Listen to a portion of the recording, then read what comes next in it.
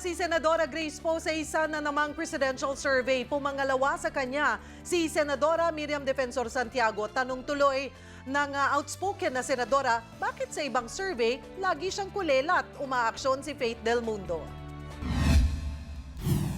Nagsagawa ng sariling presidential survey ang Radio Veritas na pinatatakbo ng simbahan. Ang nanguna rito si Senadora Grace Poe na nakakuha ng 59%. Pumangalawa naman si Senadora Miriam Santiago na may 51%.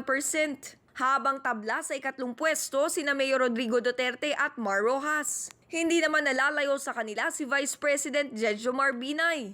Pero si Santiago na pumangalawa sa nasabing survey, naglabas ng sama ng loob. Bakit daw kasi sa ibang survey, lagi siyang kulelat?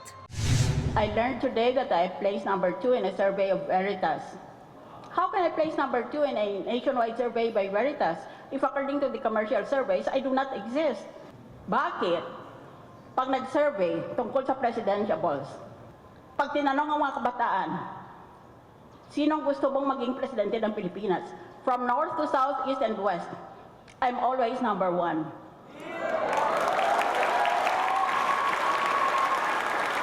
Pero, pag nag-survey ang commercial firm, yung pinabayaran, wala man lang ako doon. Binanatan din niya ang mga katunggali sa mga TV commercials nila. Marami ng advertisement sa television. Ang ibang mga kandidato pagka-presidente. Alam mo, ang isang advertisement sa TV, for 3 seconds, is $500,000. Saan nila kinuha pera nila? Hindi pa nga sila nag-upisa, nagnanakaw na.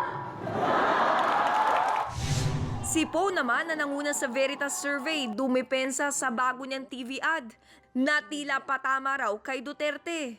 Hindi raw ito sinadya para lalong idiin ang alkalde tungkol sa rape joke nito. Kung sinusundan naman ninyo yung kampanya ko, makita niyo naman palagi kong sinasabi, pantay-pantay dapat lahat. Tapos ngayon, syempre as we get to the nag-timing talaga. Yung masasabi ko na importante rin talaga na malaman din ang respeto ay mahalaga. Muli namang nabuhay ang issue na gumagamit ng peking Social Security Number o SSN ang senadora. Nauna nang sinabi ni Poe na numero ito sa kanyang student ID sa Boston College. Pero reklamo ng ilan bakit daw sobrang numero kumpara sa student number ngayon ng universidad. Sagot dito ni Poe, Hindi ko rin kasi inisip na kailangan talagang paglaanan pa ng ganong oras sapagkat hindi naman ako nagsisinungaling. umaaksyon bilang Pilipino, Faith Del Mundo, News 5. Sure to come back. Use 5 everywhere. Copyright 2016.